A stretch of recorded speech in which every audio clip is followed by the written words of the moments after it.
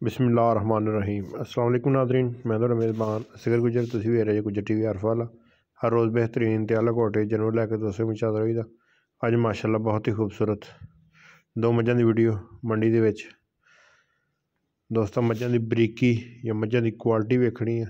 मझां दा सौदा लग्या होया जो मंडी च रेट करदा है वो इंशाल्लाह भरावां नूं दस देंगे, लेकिन मझ दी खूबसूरती या बरीकी दोस्तों वेखनी। मझ नूं एक अख चिट्टी एक काली, बहरहाल धुन्नी कोली दा मझ निशान है नहीं, धौन मझ नूं बरीक है बिल्कुल लम्मी।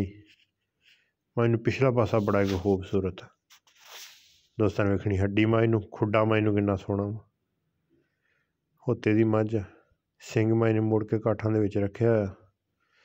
फिर लिबास मझ नूं बड़ा सोहना, थण कला कला सोहना विरलां वाला।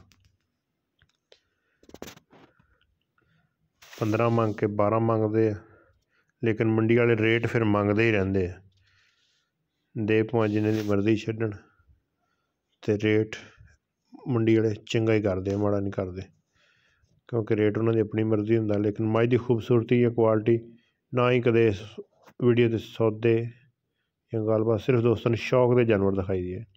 इंशाल्लाह दोस्तों के शौक पूरे कराई दे। यह दूसरी मझ गब्बन, यह मझ सूई हुई है, नहीं सॉरी दोनों मझां सूइयां हुई।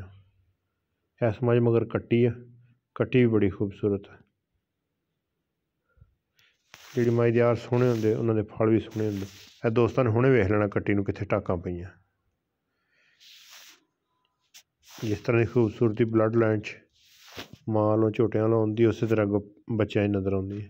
किड्डी खूबसूरत कट्टी है मझ की, कोई 15-20 दिनों की, दुध भी 16-17 किलो दसदे पे। रेट मझ का कदे 10 कदे 15 कदे 12 कदे 10 मंडी दे विच करदे पे सी। लेकिन मझ की खूबसूरती या मझ की बरीकी नफासत दोस्तों ने आप वेख लैनी। जिन्हें दोस्तों साडा चैनल नहीं किया सबसक्राइब, चैनल में जरूर सबसक्राइब करना हो ताकि हर आने वाली नवी वीडियो नोटिफिकेशन दोस्तों ने मिल सके। रबता नंबर 0300 567 2355 ही व्हाट्सएप ते यही कॉल नंबर। मझ दोस्तों ने वेखनी है माशाल्लाह फुल खूबसूरत। हड्डी मझ की खुडा मझ नूं बहुत सोहना, कद मझ दरम्याना। दूसरी है मझ गब्बन, यह भी मझ फुल जूह दी है, कच्ची सूई है। मझ नूं अखां दोवें सफैद चिट्टियां, सोहनी मझ नूं जाता सूई है बिल्कुल कच्ची। लेकिन इस मझ की भी हड्डी खुडा दोस्तों वेख लेना। इंशाल्लाह जी दोस्तों ने शौक के जानवर विखावांगे। लिबास मझ पक्का रखती है, लेकिन अज मझां नूं बाजार है नहीं, 22 तरीक सी जिस दिन की वीडियो बनाई है। यदा भी 8-7 लाख रुपया मंगते।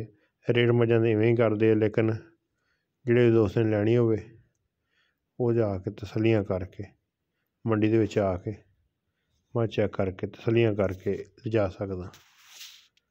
चिचावदनी मंडी के अंदर मझां मौजूद सी, लेकिन मझां होते दियां सी पुराने थाने वाले साइड तो।